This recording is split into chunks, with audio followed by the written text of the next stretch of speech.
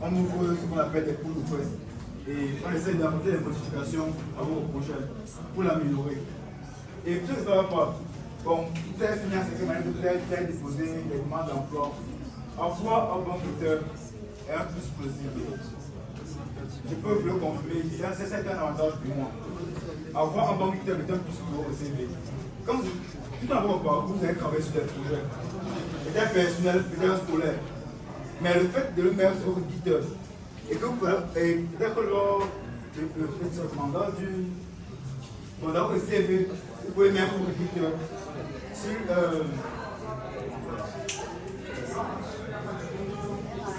bon, le RH. Le RH peut aller sur votre GitHub et voir vos projets perso, voir ce que vous faites, voir comment vous codez, voir comment vous réalisez vos projets. Et ça fait un atout pour vous. Et je vous assure, c'est un bénéfice pour moi. Et ça fait un bénéfice pour vous. Et pas ça qui m'a accompli la différence entre GitHub. C'est bon jusque-là. On peut avancer.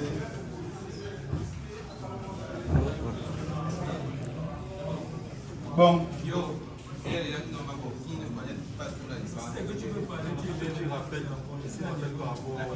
Bon, ok, bon.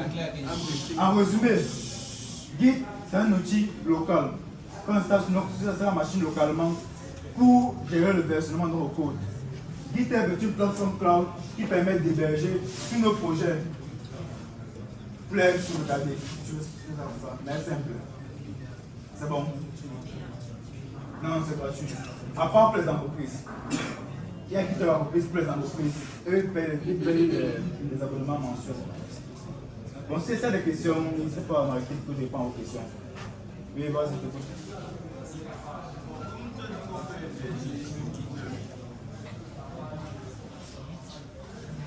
oui.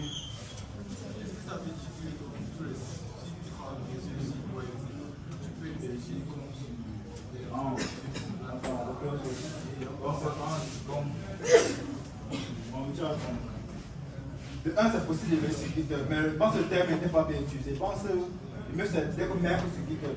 Mais c'est possible de vérifier sur GitHub. Il y a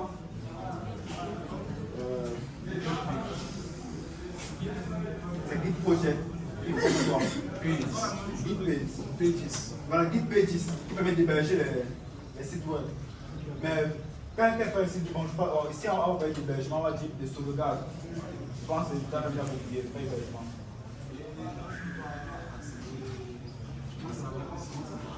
Tu parles plus fort. On peut pas accéder à sauvegarder sur GitHub comme un site pour lequel tu étais hébergé sur Hosting. Non. Ça que je me suis corrigé.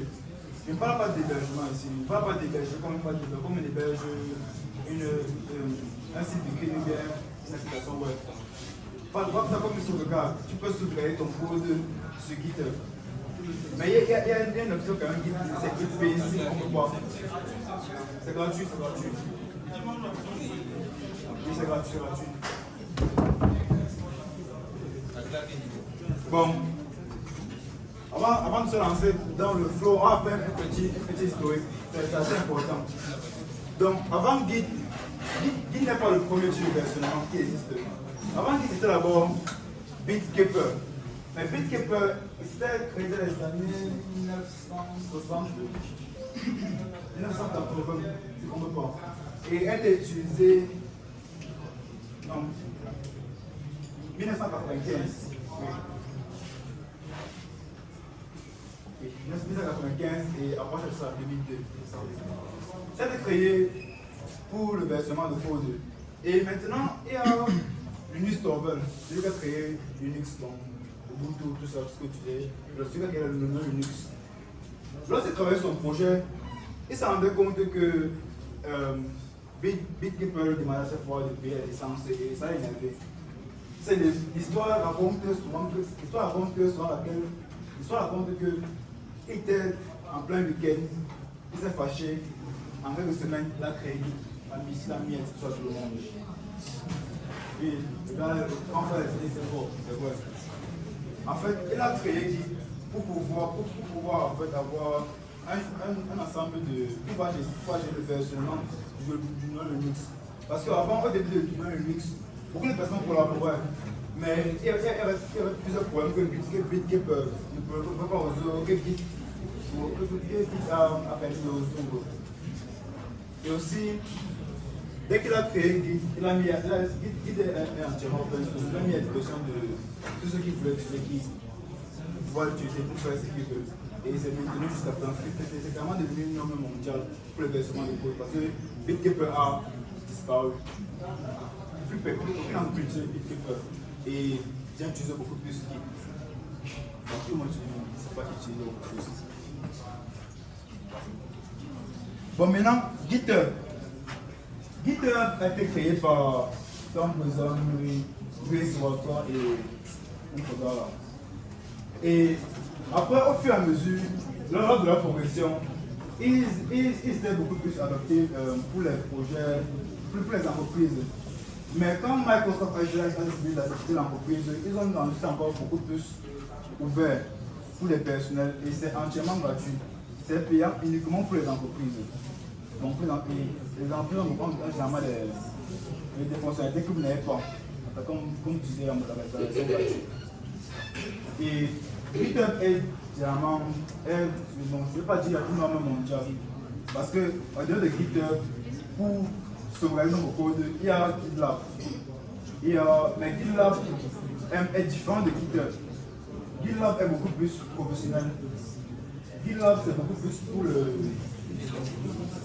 mode de système de développement d'application avec toutes les fonctionnalités d'agir. Donc GitLab est beaucoup plus professionnel et concentré en entreprise. Ce n'est pas comme GitHub. GitHub est ouvert à tous. Et pour les petits persos. Avec ce GitLab on fait des petits persos, mais GitLab son but premier était vraiment de pouvoir maintenir tout le cycle logiciel du début du code jusqu'au déploiement à travers la méthode agile. Mais bon, beaucoup plus d'aide pour utiliser GitHub. Et dans GitHub aussi, il faut aussi dans les pipelines. Dans les pipelines, pour ceux qui s'y connaissent un peu en DevOps, même s'ils font la recherche, c'est pour l'automatisation des tâches utiles. Quand vous codez, peut-être à chaque moment que vous allez faire ce qu'on appelle un push, vous devez faire tout à l'heure. Vous devez, il y a certaines conditions qui doivent être respectées pour que le reste soit clair. Et ça se fait sur un pipeline. Et GitHub a une solution en cela, c'est appelé GitHub Action, CICD. Donc là, c'est vraiment beaucoup plus poussé. Quand vous avez avancé sur GitHub, et je pense que si on a le temps, on va vous montrer un peu comment faire cette pipeline. Ok. Bon, ça c'est toute fonction d'installation et de configuration de Git. Donc le coût est beaucoup plus pratique dans les Git. Donc quand on prend sa machine, il a déjà Git, il commence à configurer son Git. Tout le monde est devant sa machine.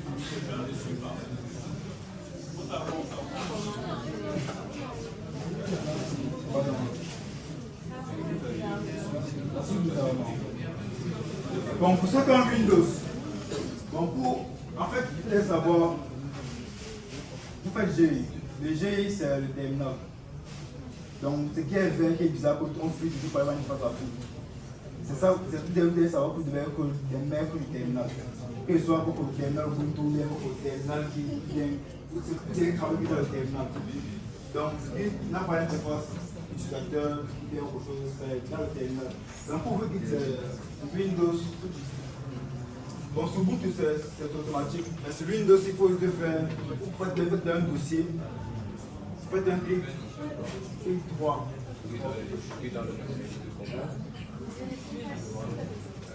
Pardon. Non, vous ouvrez un dossier, vous faites un dossier. Après le dossier, vous faites maintenant. Vous faites un clic droit, vous allez voir cette batch hier. Vous avez Git bash, vous allez voir Git bash. Vous voulez Git bash. C'est bon, tout le monde a maintenant Git ouvert. Qui n'a pas Git dans la machine? Qui a le lien?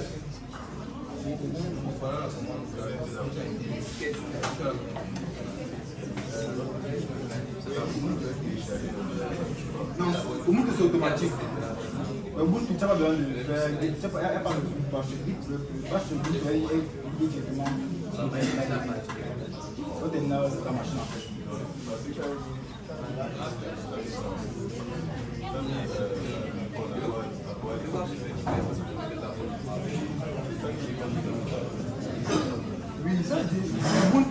machine, le bouton déjà rien. On va configurer, on va dire configurer.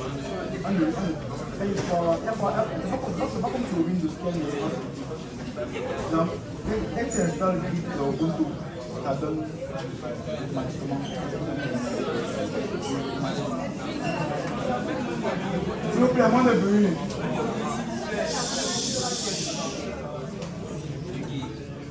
Tout le monde a son bash Git ouvert. Il n'a pas son Git bash ouvert.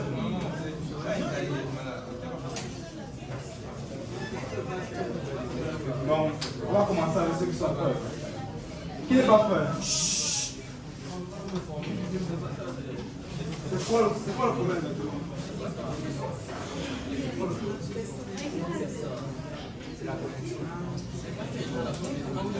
Bon, sur Ubuntu, ouvrez seulement votre terminal. Sur Windows, vous faites un clic droit.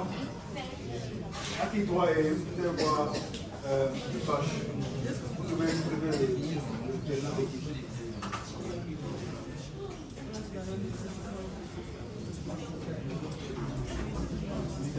Pourquoi vous ne faites que c'est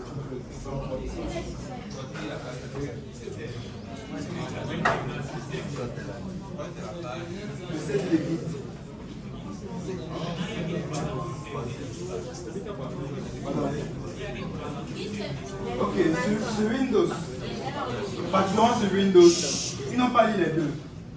Sur Windows, ils ont le CMD, la ligne de commande, et Git propose un patch pour pouvoir faire les commandes Git.